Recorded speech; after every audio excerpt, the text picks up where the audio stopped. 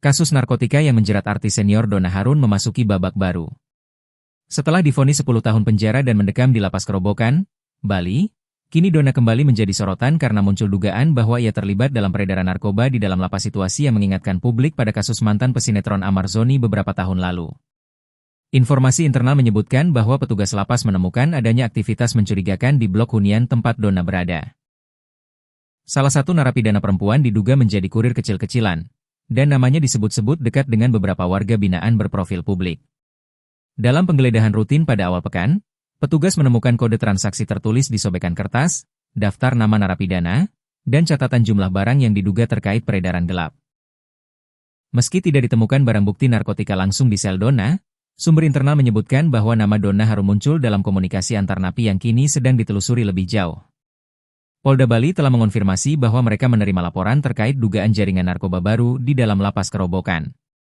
Ada penyelidikan internal dan eksternal yang berjalan. Kami tidak bisa menyimpulkan, tetapi nama yang disebut publik memang muncul dalam laporan awal, ujar seorang pejabat kepolisian yang enggan disebutkan namanya. Pihak kepolisian menegaskan bahwa penyelidikan masih bersifat pendalaman dan membutuhkan pemeriksaan intensif sejumlah narapidana. Publik mulai membandingkan kasus ini dengan pengalaman Amar Zoni, aktor yang terciduk menggunakan narkoba kembali saat menjalani masa tahanan. Dramatisnya, Amar kala itu juga disebut terhubung dengan peredaran barang terlarang di dalam lapas. Meski konteksnya berbeda, kemiripan pola cukup mencolok, sama-sama figur publik, sama-sama residivis, dan sama-sama menghadapi dugaan terlibat dalam jaringan lapas. Dua mantan suami terakhir Donna, Romy Soekarno dan Ed Hanafiah, kembali angkat bicara dengan nada keras. Keduanya menyebut bahwa dugaan baru ini membuktikan bahwa Donna tak belajar dari kesalahan. Ed Hanafiah atau lebih disapa Ad bahkan menyebut, kalau benar terjadi, saya tidak kaget. Hidup itu ada karmanya. Romy Soekarno juga mengaku tidak ingin terlibat sama sekali dalam kasus yang kembali menyeret nama mantan istrinya itu. Sementara itu, kuasa hukum Donna, Riri Purbasari, langsung memberikan bantahan tegas. Tidak ada bukti bahwa Mbak Donna terlibat dalam peredaran narkotika di lapas. Tuduhan itu liar dan tidak berdasar.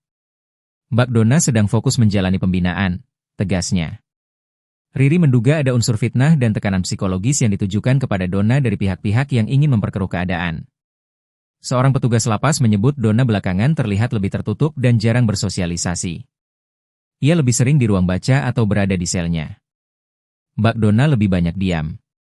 Tekanan mentalnya berat, apalagi banyak kasus lain yang masih bergulir, ujar sumber tersebut. Donna Harun sendiri tidak memberikan komentar resmi.